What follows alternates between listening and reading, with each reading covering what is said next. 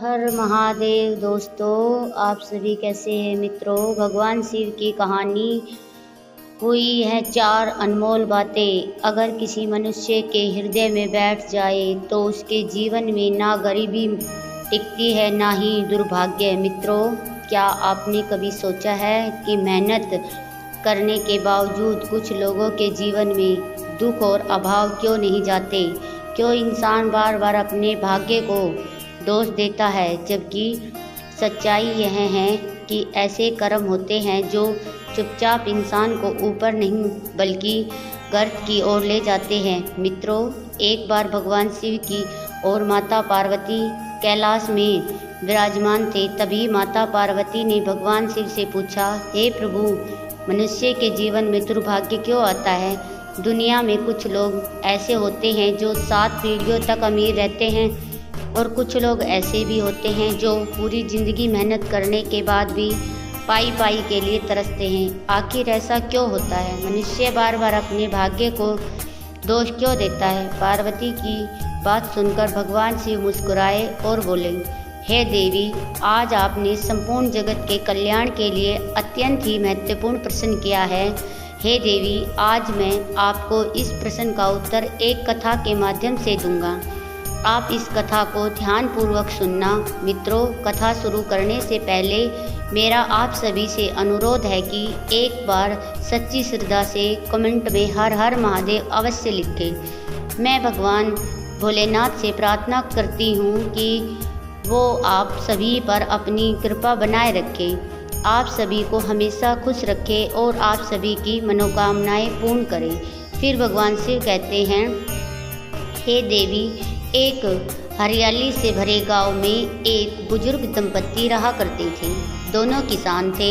उनका जीवन बहुत ही सादा था। ना उनके पास ज़्यादा ज़मीन थी, ना धन दौलत और ना ही कोई ऐशो आराम की सुविधा। उनकी झोपड़ी मिट्टी की बनी हुई थी, छत घास और फूस से बनी हुई थी। ज़रूरत का सामान बस उनके पास उतना ही था जितना दिन काटने के लिए काफ़ी होता है।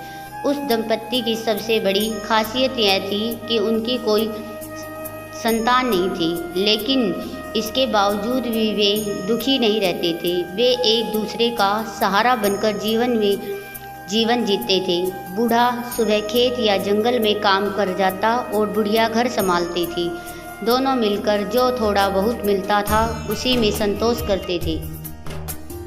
गांव वाले उन्हें साधु स्वभाव वाला बूढ़ा बुढ़िया कहकर बुलाते थे, क्योंकि वे कभी किसी से झगड़ा नहीं करते थे, ना किसी से ईर्ष्या रखते थे। हर दिन की तरह एक दिन भी बूढ़ा जंगल की ओर लकड़ी काटने चला जाता है। सुबह का समय था। सूरज की हल्की धूप पेड़ों की पत्ती पर पड़ रही थी। चारों ओर पक्षियों की मधुर आवाज़ें थी। जंगल में एक अजीब सी शांति थी। बूढ़ा आदमी कुल्हाड़ी कंधे पर रखकर धीरे धीरे जंगल की ओर बढ़ रहा था। चलते चलते उसकी नज़र एक बहुत ही पुराने और विशाल पेड़ पर पड़ी। वह पेड़ इतना पुराना था कि उसकी मोटी मोटी डालों पर काई जम चुकी थी। बूढ़े आदमी के मन में सोचा, अगर इस पेड़ को मैं काट लूँ तो कई सालों तक लकड़ी की कोई चिंता नहीं रहेगी। मित्रों, यह सोचकर उसने कुल्हाड़ी उठाई और पेड़ पर वार करने वाला ही था कि अचानक पेड़ में से कुछ हलचल हुई।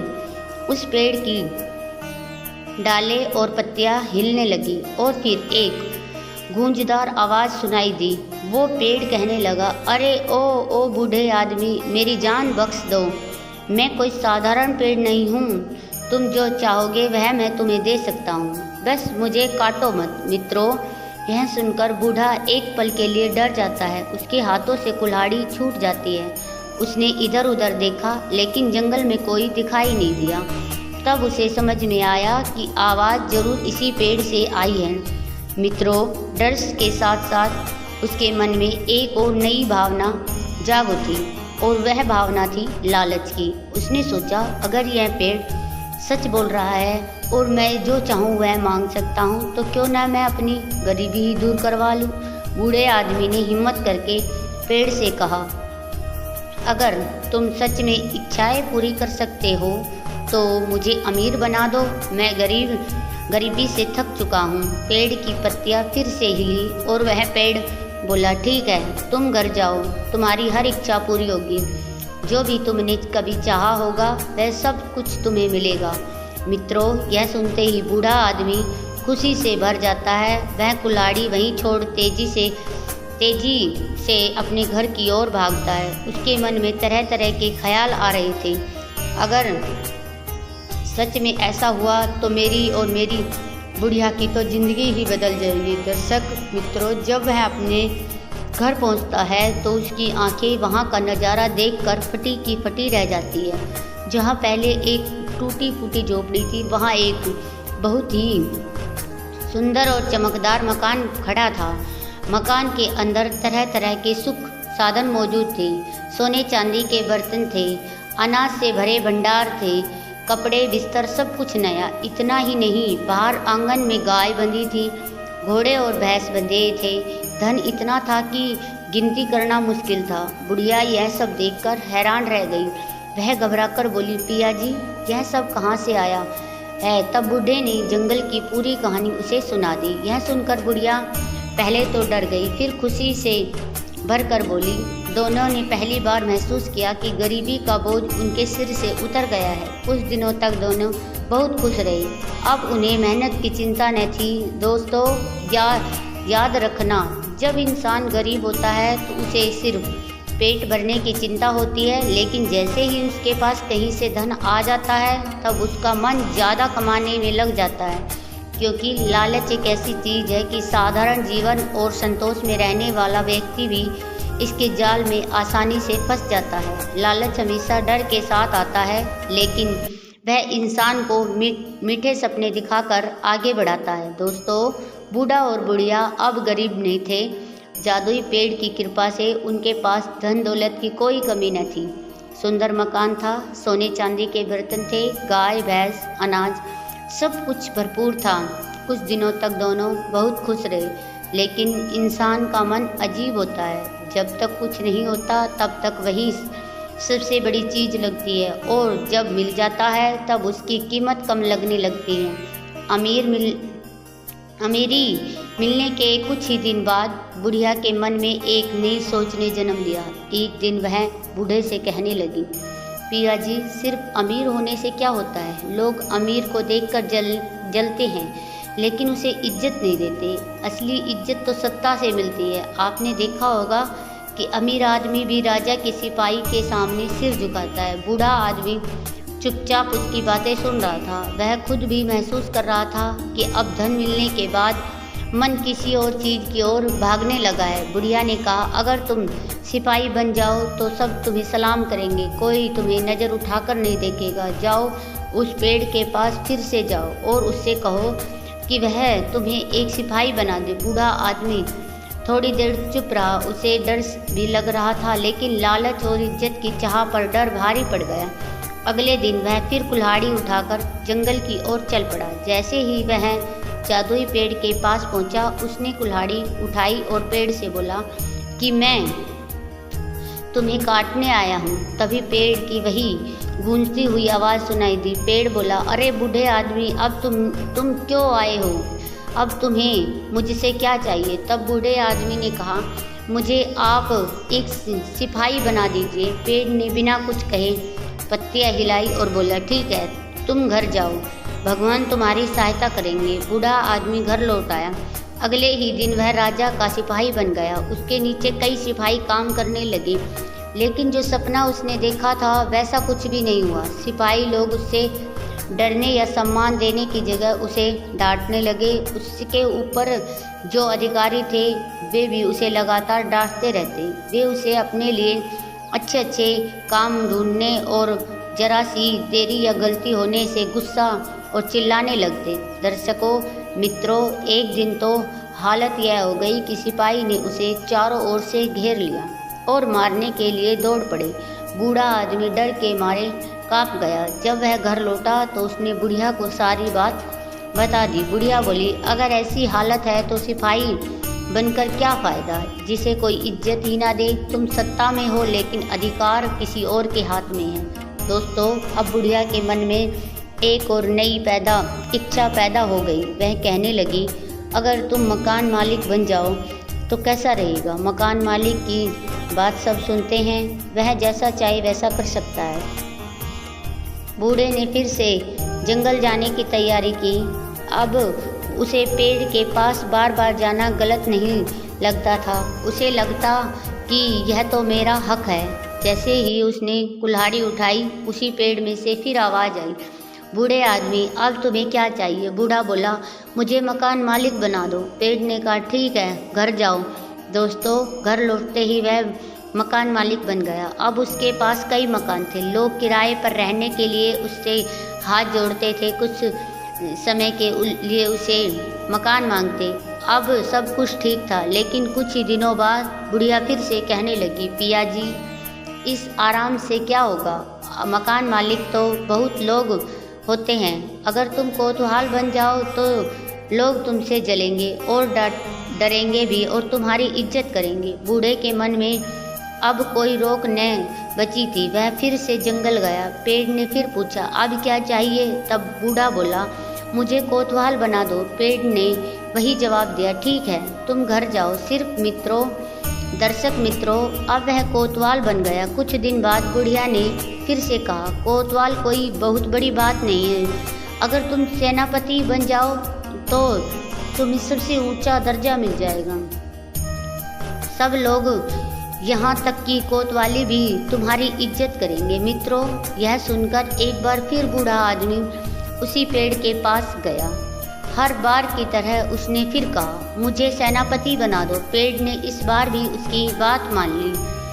अब वह सेनापति बन चुका था, लेकिन हैरानी की बात यह थी कि जितना ऊंचा पद उसे मिलता गया, उतना ही उसका मन खाली होता गया। इज्जत, डर और सत्ता सब कुछ थोड़े समय के लिए था।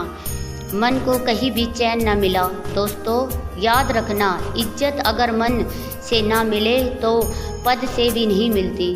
जिस इंसान का मन संतोष से खाली हो, वह एक सीढ़ी पर टिक नहीं पाता। सेनापति बनने के बाद बूढ़े का जीवन पूरी तरह बदल चुका था। अब उसके पास ताकत थी, हजारों सैनिक उसके नीचे काम करते थे। उसके एक इशारे पर उसके पास नाम भी था, डर भी था। लोग उसके सामने झुकते थे, सलाम करते थे, रास्ता छोड़ देते थे। लेकिन यह सब देखकर भी बुढ़िया का मन चैन में नहीं था। एक दिन बुढ़िया ने फिर कहा, इतनी बड़ी ताकत का क्या फ़ायदा जब हमें किसी के आगे जवाब देना पड़े। सेनापति भी राजा के आदेश पर ही चलता है। अगर राजा नाराज हो जाए तो सब कुछ छीन सकता है। मित्रों, बूढ़ा यह बात सुनकर चुप हो गया। उसे भी लगा कि बुढ़िया ठीक कह रही है। जितना ऊपर वह चढ़ा था, उतना ही नीचे गिरने का डर भी बढ़ गया था। बुढ़िया ने धीरे धीरे उसके मन में एक और बात डाल दी, अगर तुम खुद राजा बन जाओ तो किसी का डर ही नहीं बचेगा। राजा किसी के सामने नहीं झुकता, राजा स्वयं में कानून होता है। मित्रों, अब बूढ़े को जंगल जाना बिल्कुल भी मुश्किल न लगता। वह बिना किसी झिझक के कुल्हाड़ी उठाकर फिर से उसी जादुई पेड़ के पास पहुंचा। जैसे ही उसने कुल्हाड़ी उठाई, पेड़ ने फिर आवाज़ लगाई, अरे बूढ़े आदमी, अब तुम्हें क्या चाहिए। बूढ़े ने कहा, मुझे राजा बना दो। मित्रों, पेड़ कुछ पल चुप रहा, फिर बोला, ठीक है, घर जाओ। जब बूढ़ा आदमी घर लौटा तो वहाँ लोग उसका इंतजार कर रहे थे। उन्होंने बताया, पुराने राजा की मृत्यु हो चुकी है और उसे नया राजा चुन लिया गया है। देखते ही देखते वह किसान जो कभी फटे कपड़ों में जंगल जाता था, अब राजमहल में बैठ चुका था। बुढ़िया अब रानी बन गई थी। उसके लिए रेशमी वस्त्र थे, सोने के गहने और दासियाँ थी। महल में हर चीज़ उसकी आज्ञा से चलती थी। शुरू में दोनों को लगा कि अब सब कुछ मिल गया है, अब कुछ भी शेष नहीं बचा। जो भी सपने सोचे भी नहीं थे, वह सब पूरे हो गए। लेकिन कुछ दिनों तक सुख भोगने के बाद बुढ़िया का मन फिर से बेचैन होने लगा। वह महल की खिड़की से बाहर देखती और गहरी सोच में डूब जाती। एक रात उसे बूढ़े से कहा, पिया जी, राजा होना भी आखिर क्या बड़ी बात है। आज हम हैं, कल कोई और राजा बन जाएगा। मौत तो राजा को भी नहीं छोड़ती। एक दिन हम भी मर जाएंगे और लोग हमें मिट्टी में मिला देंगे और यह राजपाट किसी और के पास चला जाएगा। मित्रों, बूढ़ा यह बात सुनकर चौंक जाता है। उसने कभी इस तरह नहीं सोचा था, लेकिन अब उसके मन में डर बैठ गया था। बुढ़िया आगे कहती है, अगर हम भगवान बन जाए तो मौत भी हमें नहीं छू पाएगी। ना डर रहेगा, ना हमारा अंत होगा। लोग हमारी पूजा करेंगे। बूढ़ा घबरा जाता है। यह इच्छा अब तक की सबसे बड़ी इच्छा थी, लेकिन वह इतना आगे जा चुका था कि पीछे हटना उसे कमजोरी लगने लगा था। मित्रों, अगली सुबह वह फिर से कुल्हाड़ी उठाकर जंगल की ओर चल पड़ा। उसके कदम भारी थे, लेकिन मन में एक ही बात घूम रही थी कि अगर वह अब नहीं मांगेगा तो सब कुछ व्यर्थ हो जाएगा। वह जादुई पेड़ के पास पहुंचा। जैसे ही उसने कुल्हाड़ी उठाई, पेड़ की आवाज़ आई, अरे बूढ़े आदमी, अब तुम्हें क्या चाहिए? बूढ़े आदमी ने कांपती आवाज़ में कहा, हम दोनों भगवान बनना चाहते हैं। दोस्तों, जैसे ही बूढ़े ने पेड़ से भगवान बनने की इच्छा जताई, पूरा जंगल सिलसिला उठा। हवा अचानक तेज चलने लगी, पत्तियां जोर जोर से हिलने लगी। ऐसा लग रहा था मानो जंगल खुद इस बात से नाराज हो गया हो। वह जादुई पेड़ जो अब तक शांत और दयालु था और हर बार उसकी बात मान लेता था, पहली बार क्रोध में दिखाई दिया। उसकी जड़ें जमीन के भीतर से हिलने लगी। मोटी मोटी डालें आपस में टकराने लगी। उसकी आवाज़ बहुत भारी और डरावनी हो चुकी थी। पेड़ कहने लगा, दुष्ट आदमी, मैंने तुझे सब कुछ दिया जो तूने मांगा। तुझे गरीबी से निकाला, तुझे अमीर की सत्ता दी, ताकत दी, सम्मान दिया, लेकिन तूने हर बार कुछ और ही मांगा। तुम्हारा पेट कभी भरा ही नहीं। तुम इंसान होकर इंसानियत भूल गए हो। मित्रों, बूढ़ा आदमी डर के कांपने लगा। उसके हाथ से कुल्हाड़ी गिर गई। वह कुछ कहना चाहता था, लेकिन उसके मुंह के शब्द नहीं निकल पा रहे थे। पेड़ आगे कहता है, दुष्ट आदमी, जो इंसान संतोष नहीं रखता वह इंसान कहलाने के लायक ही नहीं है। तुम भगवान बनना चाहते हो, लेकिन तुम मनुष्य भी नहीं रह पाओगे। मैं तुम्हें श्राप देता हूँ। इतना कहते ही पेड़ ने उस बूढ़े आदमी को श्राप दिया। अचानक बूढ़ा आदमी के शरीर में अजीब सा दर्द होने लगा। उसकी हड्डियां भारी होने लगी, हाथ पैर मोटे और मजबूत होते चले गए। शरीर पर काले काले बाल उगाए। उसकी आवाज़ बदल गई, आंखों में डर और भ्रम फैल गया। अब वह इंसान नहीं रहा था, वह एक भालू बन चुका था। मित्रों, उसी समय महल में भी जो बुढ़िया थी वह भी अचानक ज़मीन पर गिर पड़ी। उसके साथ भी वही होने लगा। उसका शरीर भी बदलने लगा। कुछ ही पलों में वह भी मादा भालू बन गई। दोनों एक दूसरे को पहचान तो रहे थे, लेकिन बोल नहीं पा रहे थे। डर, घबराहट और पछतावे से भरे हुए वे जंगल की ओर भागने लगे। जिस जंगल में कभी बूढ़ा आदमी लकड़ी काटने जाया करता था, वह अब वही जंगल उसका घर बन गया था। जहाँ कभी वे राजा रानी की तरह रहते थे, अब वहीं से वे जानवर बनकर भाग रहे थे। दर्शक मित्रों, धीरे धीरे दिन बीतने लगे, रातें आने लगी। भालू बने वह दंपत्ति जीवन में जंगल में इधर उधर भटकते रहे। कभी पहाड़ियों के पास तो कभी गहरी झाड़ियों में। कभी उन्हें खाने को कुछ नहीं मिलता तो कभी कई दिनों तक भूखे ही रहना पड़ता। अब ना उसके पास महल था, ना सोने चांदी, ना सिपाही थे, ना सत्ता थी, सिर्फ था तो जंगल। भूख थी, डर था। कभी कभी जब वे उसी पुराने जादुई पेड़ के पास से गुजरते तो रुककर उसे देखते कि शायद पेड़ उस पर कुछ दया करे, लेकिन पेड़ चुपचाप खड़ा रहता, मानो सब कुछ देखकर भी मौन हो। जंगल की खामोशी में ऐसा लगता जैसे पेड़ फुसफुसा रहे हो कि जो मिलता था उसी में खुश रहना सीख लेते तो आज यह दिन न देखना पड़ता। गांव के लोग आज भी कहते हैं कि अगर कोई उस पुराने पेड़ के पास दो भालू देखे तो समझ लेना कि वही बूढ़ा और बुढ़िया है, जो आज भी भटक रहे हैं और जो आज भी यह समझने की कोशिश कर रहे हैं कि आखिर इंसान के लिए कितना होना ही काफ़ी होता है। मित्रों, यह दंड इसलिए नहीं था कि उन्हें मांगा, बल्कि इसलिए था कि उन्होंने कभी रुकना नहीं सीखा।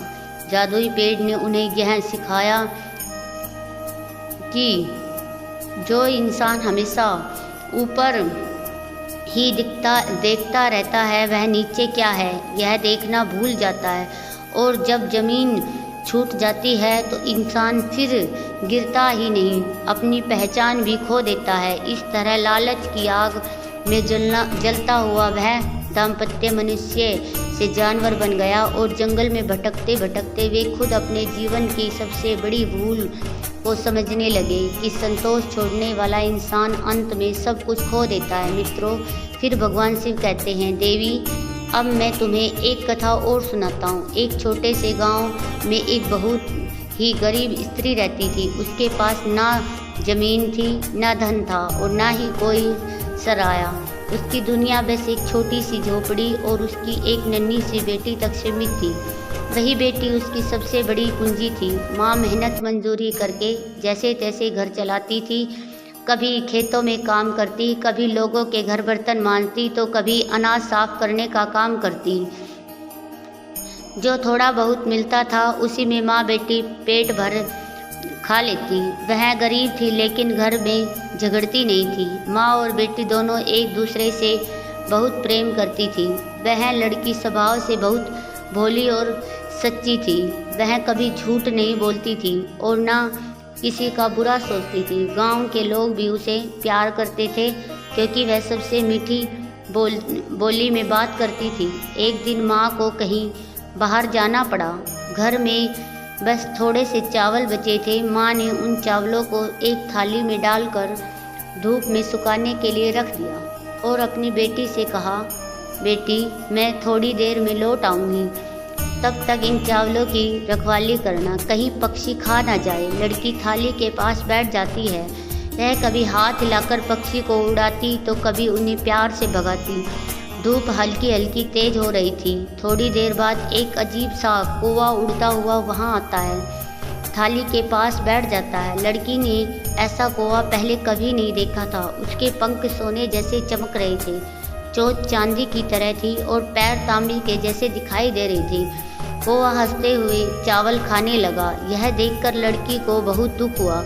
उसकी आंखों से आंसू आ गए। उसने विनम्रता से कहा, कौवा भैया यह चावल मत खाओ, मेरी माँ बहुत गरीब है, यह हमारे लिए बहुत कीमती है। तब कौवे ने लड़की की ओर देखा। उसकी आंखों में लालच नहीं दया थी। कौवा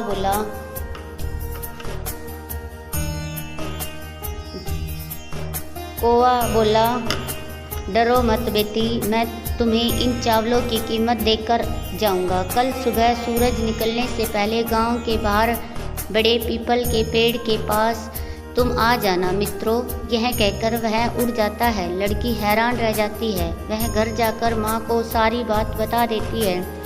अगली सुबह सूरज निकलने से पहले ही लड़की पीपल के पेड़ के पास पहुँच जाती है।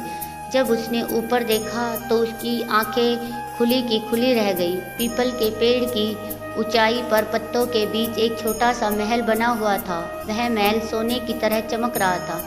थोड़ी देर बाद कौवा उस महल की खिड़की से बाहर झांकता है और कौवा कहता है, अरे तुम आ गई, आओ ऊपर आ जाओ। फिर उसने पूछा, बताओ तुम्हें सोने की सीढ़ी चाहिए, चांदी की या बांस की? तब लड़की ने सिर झुकाकर कहा, नहीं, मैं गरीब माँ की बेटी हूँ, बांस की सीढ़ी ही मुझे ठीक रहेगी। लेकिन कौवे ने सोने की सीढ़ी लटका दी। लड़की डरते डरते ऊपर चढ़ गई। महल के अंदर अजीब अजीब सुंदर चीज़ें थी। कुछ सोने की थी, कुछ चांदी की, कुछ तांबे की। लड़की चुपचाप देखती रही। कौवे ने कहा, तुम भूखी हो, बताओ सोने की थाली में खाना खाओगी कि चांदी की थाली में या तांबे की में?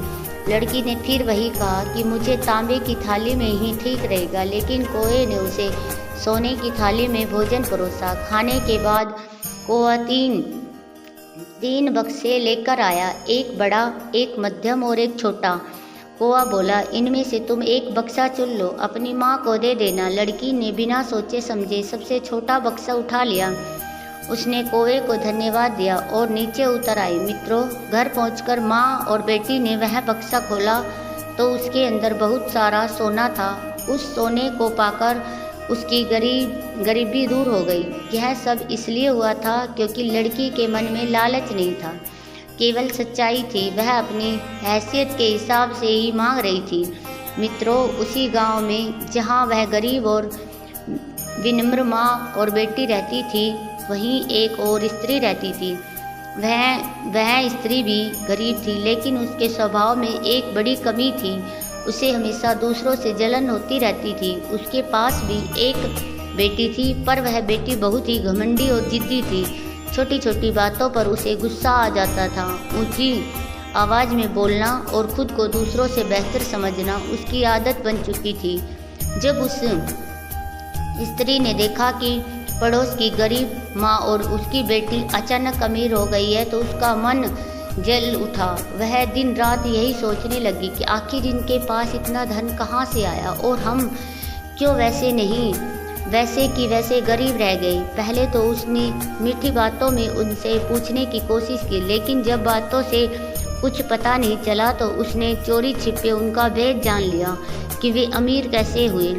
अब उनके मन में भी एक ही विचार था कि अगर वही काम मेरी बेटी करे, हमें भी कुछ धन मिल सकता है। अगले दिन उसने भी थोड़े से चावल एक थाली में डालकर धूप में रख दिए और अपनी बेटी से कहा, बेटी तुम यहीं बैठकर इसकी रखवाली करना। अगर कोई पक्षी आए तो उसे भगाना मत, उसे खाने देना। लड़की ने माँ की बातें तो सुनी, लेकिन उसका मन काम में नहीं लग रहा था। वह आलसी थी। थोड़ी देर हाथ हिलाया, फिर चुपचाप बैठ गई। पक्षी आया, चावल खाने लगा और वह बस देखती रही। कुछ देर बाद वही विचित्र कौवा वहाँ आया, जिसके पंख सोने जैसे, चोंच चांदी जैसी और पैर तांबे की तरह चमक रहे थे। वह भी चावल खाने लगा। तब लड़की ने गुस्से से चिल्लाकर कहा, अरे कौवे, यह चावल हमारे हैं। जो तुमने खाए हैं उनकी कीमत तो तुम्हें चुकानी ही पड़ेगी। कौवे ने उसे ध्यान से देखा। उसे कोई गुस्सा नहीं आया और वह बोला, ठीक है, कल सुबह सूरज निकलने से पहले पीपल के पेड़ के नीचे आ जाना मित्रों। यह कहकर कौवा उड़ गया। लड़की बहुत खुश हो गई और मन ही मन सोचने लगी कि अब तो मैं खूब सारा धन लेकर लौटूंगी। अगली सुबह वह पीपल के पेड़ के नीचे पहुंची और ऊपर देखते ही जोर जोर से चिल्लाने लगी, ए कौवे, देखो मैं आ गई हूँ, तुम जल्दी नीचे आओ। तब कौवा अपने महल की खिड़की से झाँक कर बोला, ठहरो, मैं तुम्हारे लिए सीढ़ी लटकाता हूँ, जिस पर चढ़कर तुम ऊपर आ जाना। बताओ, तुम्हें सोने की सीढ़ी चाहिए, चांदी की या बांस की? तब लड़की बोली, अरे मुझे तो सोने की सीढ़ी चाहिए। बांस की सीढ़ी से तो मेरे हाथ पैर छिल जाएंगे। लेकिन कौवे ने उसके लिए बांस की सीढ़ी ही लटकाई। मजबूरी में वह उसी बांस की सीढ़ी से ऊपर पहुंची। महल में पहुंचते ही कौवे ने पूछा, तुम्हें भूख लगी होगी, बताओ तुम्हें सोने की थाली में खाना चाहिए, चांदी की थाली में या तांबे की में? तब लड़की ने नाक सिकोड़ते हुए कहा, मैं तांबे की थाली में कभी नहीं खाऊंगी, मुझे तो सोने की थाली में ही भोजन चाहिए। मित्रों, कौवे ने उसे तांबे की थाली में ही भोजन दिया। वह मन ही मन नाराज हो गई, लेकिन कुछ बोली नहीं। भोजन के बाद कौवा 3 बक्से लेकर आया, एक बड़ा, एक मध्यम और एक छोटा। कौवा बोला, इनमें से एक तुम बक्सा चुन लो जिसमें तुम्हारा भाग्य बंद है। लड़की ने बिना सोचे समझे सबसे बड़ा बक्सा उठा लिया। उसे लगा कि बड़े बक्से में ज़्यादा सोना होगा। उसने ना कौवे का ध्यान किया, ना कोई विनम्रता दिखाई। वह जल्दी जल्दी बक्सा लेकर नीचे उतर आई। घर पहुंचकर माँ बेटी ने खुशी खुशी वह बक्सा खोला, लेकिन जैसे ही ढक्कन खुला उसमें से एक बड़ा काला और डरावना सांप निकल आया। माँ और बेटी डर के मारे चीखने लगी और सांप पुकारता हुआ बाहर निकल गया। धन की जगह उनके हाथ सिर्फ डर, पछतावा और शर्म लगी। अब उस स्त्री को समझ आ गया कि जो चीज़ ईमानदारी से मिलती है वह नकल और बेईमानी से कभी नहीं मिलती। मित्रों, इस घटना के बाद उसने कभी किसी से जलन नहीं की और उसकी बेटी ने भी अपना घमंड छोड़ दिया। उधर पहली गरीब माँ बेटी अपने छोटे बक्से से मिले धन में से शांति से जीवन जीने लगी और उधर जंगल में वे भालू बने बुजुर्ग दंपत्ति अपनी लालच की सजा भुगतते रहे। इस तरह यह दोनों कथाएं मिलकर हमें यही सीख देती है कि जिसके मन में संतोष और विनम्रता होती है उसे छोटा रास्ता भी बड़ी मंजिल तक पहुंचा देता है, और जिसके मन में लालच और अहंकार होता है उसे बड़ा मौका भी विनाश की ओर ले जाता है। फिर भगवान शिव कहते हैं, हे देवी, जिसने उस गरीब लड़की को अमीर बनाया था। जो लोग 7 पीढ़ियों तक अमीर रहते हैं, वे धन को भगवान नहीं मानते बल्कि उसे सेवक बनाते हैं। वे जानते हैं कि पैसा कमाना जितना ज़रूरी है उतना ही ज़रूरी उसे संभालना और सही जगह लगाना। ऐसे लोग मेहनत को आदत बनाते हैं, दिखावे को नहीं। वे बच्चों को सिर्फ धन नहीं देते बल्कि संस्कार, अनुशासन और धैर्य भी देते हैं। वे अपने बच्चों को सिखाते हैं कि पैसे कैसे कमाए जाते हैं, कैसे बचाए जाते हैं और कैसे सही काम में लगाया जाता है। फिर माता पार्वती कहती है कि हे प्रभु, जो लोग जीवन भर गरीब रहते हैं वे क्या गलती करते हैं। तब भगवान शिव कहते हैं, हे देवी, जो लोग धन को भाग्य से जोड़ देते हैं, वे कहते हैं हमारे नसीब में नहीं है, लेकिन वे यह नहीं देखते कि वे जो थोड़ा मिलता है उसे भी संभाल नहीं पाते। ऐसे लोग आज की खुशी के लिए कल को गिरवी रख देते हैं। थोड़ा पैसा आते ही दिखावा करने लगते हैं, फिजूल खर्च करते हैं और फिर हालात को दोष देते हैं। वे मेहनत तो करते हैं लेकिन सोच नहीं बदलती। कहते हैं मेहनत बिना समझ के हो तो वह सिर्फ थकान देती है और समझ बिना मेहनत के हो तो वह सिर्फ सपना रह जाती है। 7 पीढ़ियों की अमीरी वहाँ होती है जहाँ मेहनत और समझ साथ साथ चलती है। और बात ध्यान रखना, जो लोग धन के पीछे भागते हैं धन उनसे दूर भागता है, और जो लोग कर्तव्य, ईमानदारी और संतोष के पीछे भागते हैं धन अपने आप उनके पीछे चलने लगता है। संतोष वह जड़ है जिस पर अमीरी का पेड़ खड़ा रहता है। जिस दिन इंसान यह सीख ले कि इतना काफ़ी है, उसी दिन उसका भविष्य सुरक्षित हो जाता है।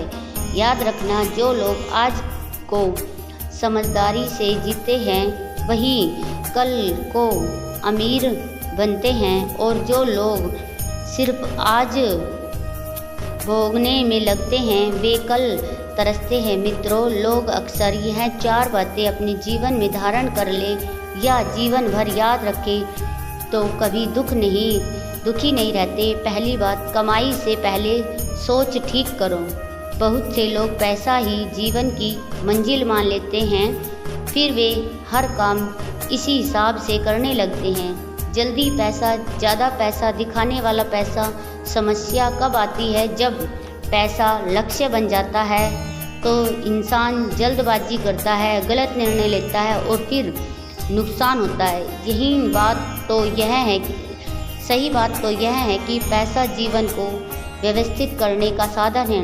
पैसा सुरक्षा देता है, बुढ़ापा, बीमारी, बच्चों की पढ़ाई और घर की ज़रूरतों को पूरा करता है। जो परिवार पैसे को साधन मानता है वह खुश रहता है और सही फैसले लेता है। लेकिन याद रखें, पैसा मुझे संभाले नहीं, मैं पैसे को संभालूं। दूसरी बात, खर्च की आदत आदमी को गरीब या अमीर बनाती है। लोग समझते हैं कि गरीबी का कारण कम कमाई है, लेकिन कई बार कम कमाई में भी परिवार बच जाता है और खुश रहता है, और ज़्यादा कमाई में भी परिवार टूट जाता है और दुखी रहता है। असली कारण आदतें होती है। गरीबी बढ़ाने वाली आदत जैसे कि दिखावा करना, उधार लेना, शौक करना, बिना हिसाब के खर्च करना, छोटी छोटी फिजूल चीज़ों पर पैसा खर्च करना। अमीर वही बनता है जो यह आदत अपनाता है। खर्च को समझकर करना चाहिए। ज़रूरत और शौक में फ़र्क समझे। छोटे खर्च काट कर बड़े लक्ष्य बनते हैं। पहले बचत करें फिर खर्च करें। कमाई छोटी हो तो भी एक आदत बड़ी होनी चाहिए, वह है हिसाब वाली आदत। नंबर 3, पैसों को सिर्फ बचाना नहीं बल्कि सुरक्षित करना सीखो।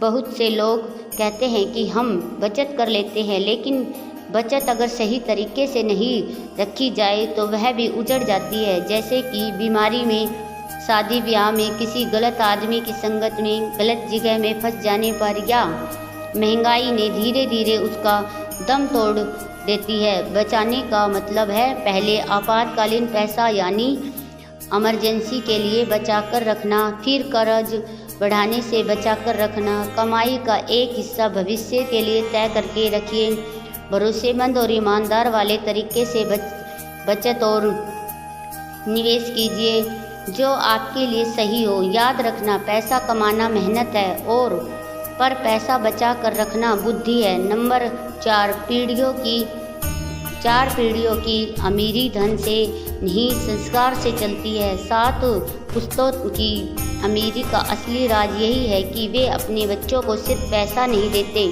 वे पैसे की समझ देते हैं। अगर पिता धन जोड़ दे लेकिन बच्चा बिगड़ा हुआ हो तो धन 5 साल में ख़त्म हो जाएगा, लेकिन पिता थोड़े धन के साथ बच्चा समझदार हो तो वह धन और बढ़ा लेगा। बच्चे में कौन से संस्कार जरूरी होते हैं, हमें यह याद रखना चाहिए। पहला मेहनत की इज्जत, कमाई का सम्मान, दिखावे से दूरी रखना, लालच से बचाना, सही संगत करना और कम से कम काम चला लेना। मित्रों, अमीरी सिर्फ धन से नहीं बल्कि सोच, संस्कार और संतुलन से आती है। मित्रों, आज की यह वीडियो आपको अच्छी लगी हो तो हमारे चैनल को सब्सक्राइब अवश्य करें। मिलते हैं अगली नई वीडियो के साथ। अंत में बोले राधे राधे।